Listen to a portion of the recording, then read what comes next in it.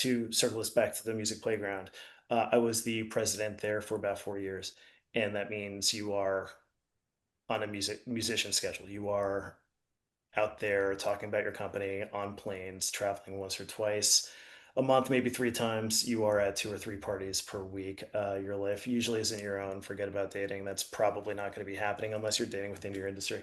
It is just one of those lifestyles that is not sustainable over time. So, as successful as I was and as happy as I was being in a music industry that had always seemed like a house on a shiny hill, somewhere I'd always wanted to be. By 2020, I was just done. At that point, out of not having anything else that I felt like I could do, I started building my own LLC. Player Coach is a brand that I built based off of the idea of how I used to manage my team. So I was fortunately, in a lot of ways, one of the younger members of my team, sometimes running those teams. And I always thought the best way to go about managing a team with people who might be more experienced in some ways or older or have been at the company longer or lesser, even whatever it might be, is to be a player coach where you're in there leading the charge from the inside, but asking nobody to do anything that you wouldn't want to do.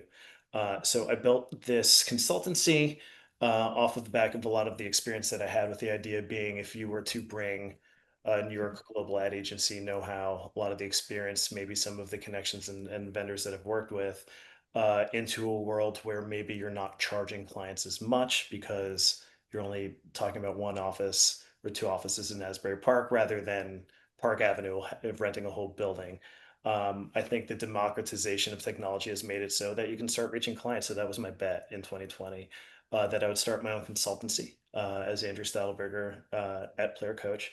And over time, I was just fortunate enough to pick up one client after another. And this consultancy, which was one guy and his computer, just me, ended up being something where I just worked with this edit team consistently enough that it felt like they're part of the team. We brought them on board.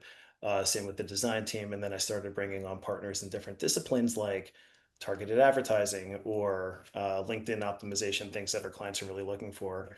And a few years later, we've very slowly but surely, in a thoughtful way, grown this business to an ad agency. And we're hoping to expand it a little bit further. We have some thoughts in terms of where we're going, especially in the AI age with a whole lot of competition. But the idea was 5 years ago, I just needed to do something to take a step forward, and I didn't think that I would be at the point where I could own my own agency, let alone be my own boss in 5 years. But I don't think I had a choice.